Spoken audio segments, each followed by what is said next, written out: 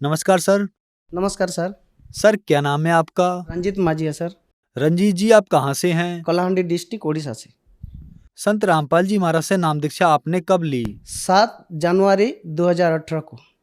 संत रामपाल जी महाराज से नाम दीक्षा लेने से पहले आप क्या भक्ति साधनाएं किया करते थे? ऐसे हम आदिवासी होने के बाद, एसटी होने के बाद, हमारा जो परंपरा में था, भूत प्रेत, वो देवी देवता मसाणी, वो सब पूछता था, बकरा उकरा काटता था, वही सब करते आता था। उसका साथ साथ मतलब जो ब्रह्मा विष्णु महेश्वर, जो शिव मंदिर, वो सब जाता था।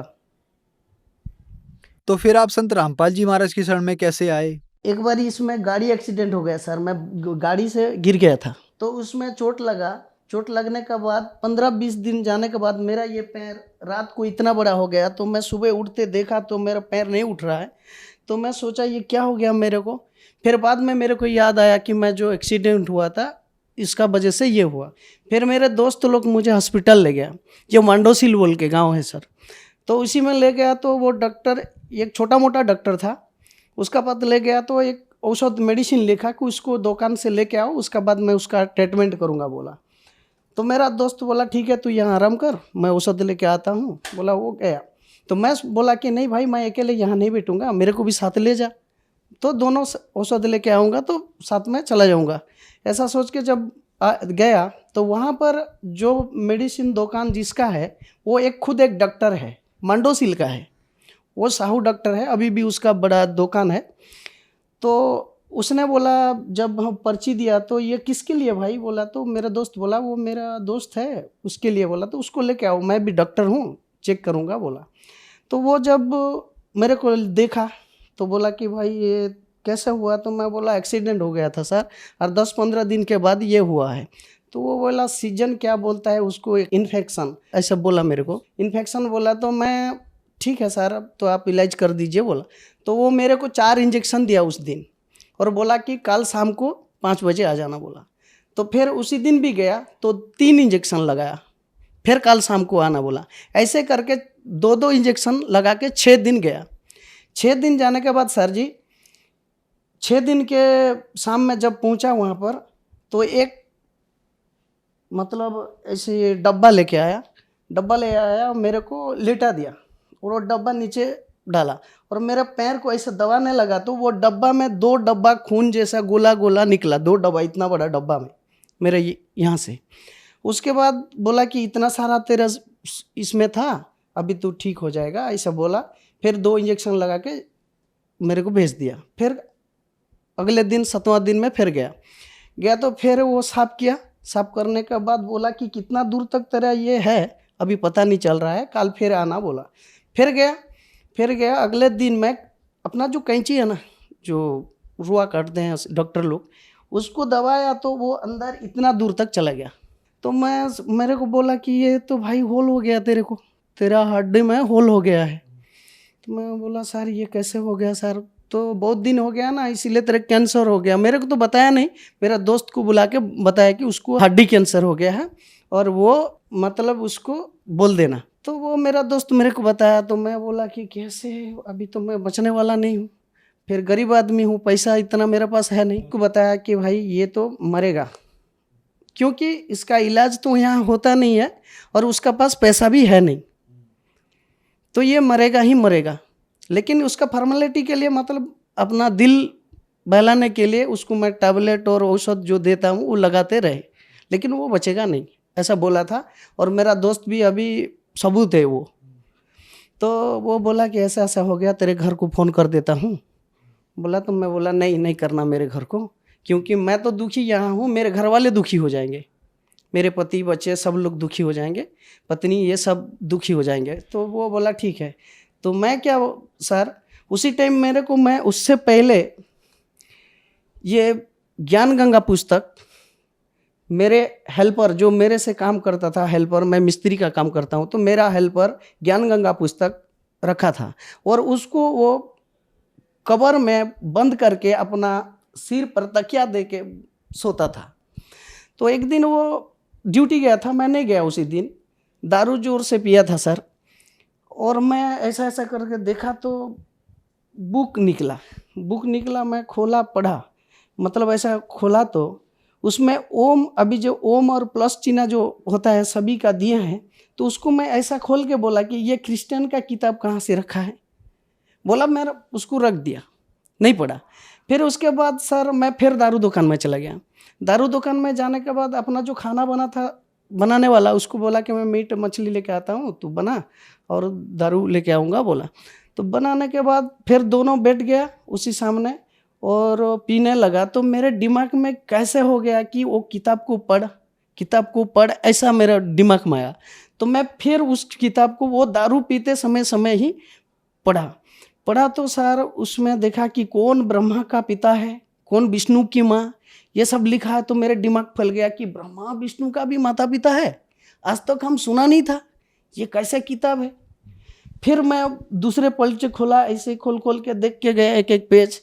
तो एक भक्तों का अनुभव पढ़ा था मैं, तो मुझे ऐसा कैंसर था, ऐसा वो हुआ था। संत रामपाल जी का, महाराज का जो शिष्य लोग जो अपना अनुभव बताते हैं, तो उसी पुस्तक में पढ़ा था।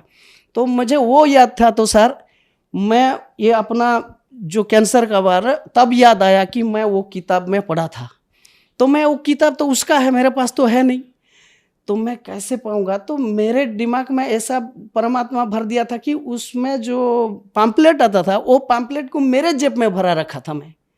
तो वो मेरे को याद आया कि मेरे पास पैम्पलेट है, वो पैम्पलेट में क्या लिखा है तो दिखने के बाद मेरे को पता चल जाएगा। फिर मैं जब गांव चला गया, अगले दिन में वो मांडोसिल से गांव चला गया।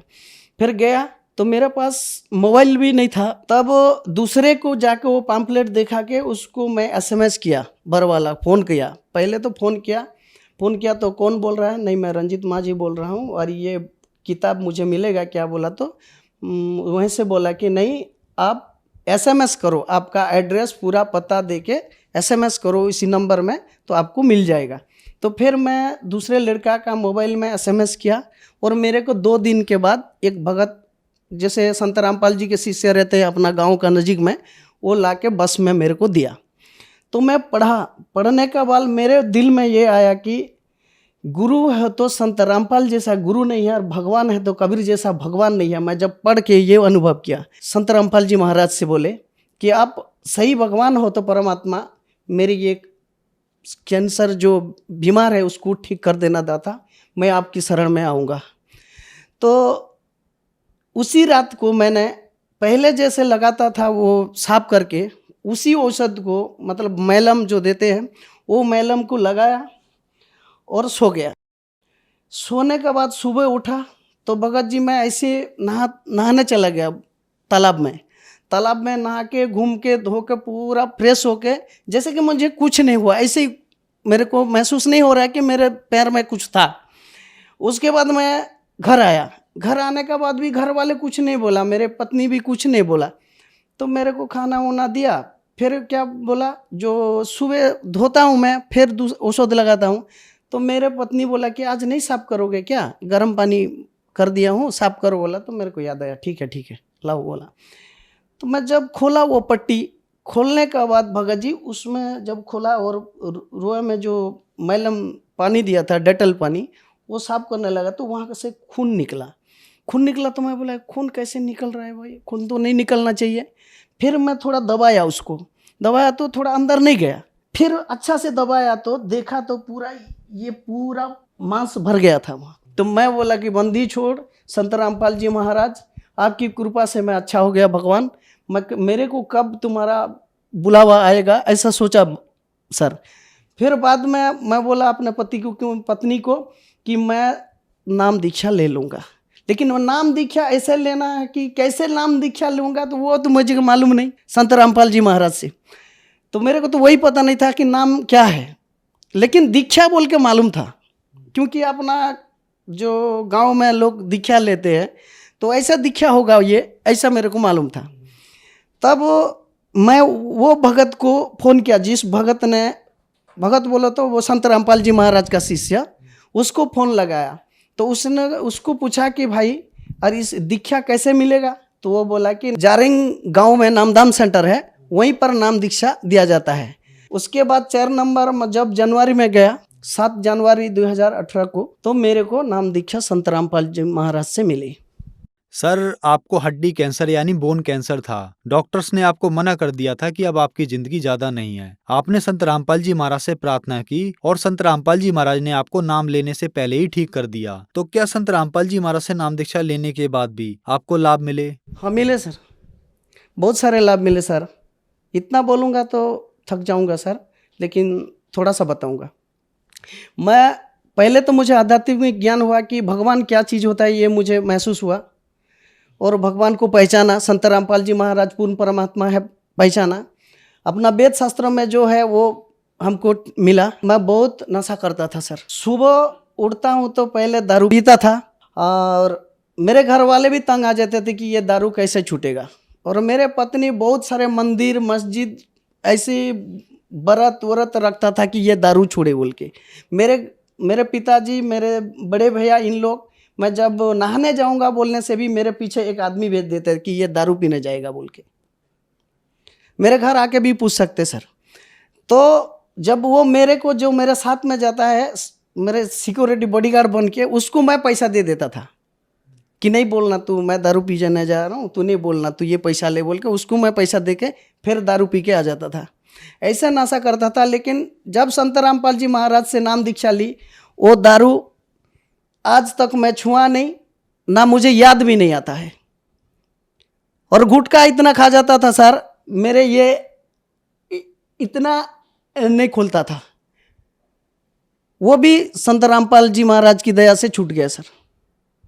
सर, संत रामपाल जी महाराज से नाम दीक्षा लेने के बाद आपको बहुत सारे लाभ प्राप्त हुए। तो जो दर्शक आज आपको टीवी पर देख रहे हैं, खास करके उड़ीसा में कैंसर के पेशेंट की बहुत ज्यादा संख्या है। लोगों के पास पैसे नहीं है इलाज कराने के लिए और आप उनके लिए एक उदाहरण हैं। तो जो दर्शक आज आपको देख रहे हैं और वो भी इन बीमारियों से ग्रस्त हैं, उनके लिए आप क्या कहना चाहेंगे? उनके लिए मेरे ये कहना है, उनकी प्रार्थना है कि इनको संत रामपाल जी महाराज की सत्संग सुने। और मैं जैसे संत रामपाल जी महाराज का ज्ञान गंगा पढ़ के अपना बीमार का, नाइलाज बीमार का ठीक हुआ हूँ, तो आप लोग भी संत रामपाल जी महाराज के ज्ञान सुने और सत्संग देखें। जैसे टीवी में बहुत सारे चैनल में आते हैं और कल अपना बीमारियाँ ठीक करें। तो इनको ये निवेदन करता हूँ कि आप भी मेरे जैसा नाली जाली बीमारी से ठीक हो सकते हैं।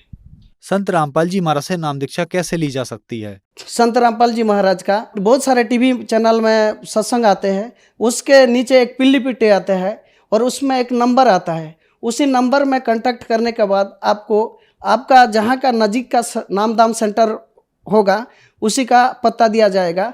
आप नामदान लेकर अपना कल्याण करा सकते हैं। यही मेरा विनती है। धन्यवाद जी। सत साहिब सर।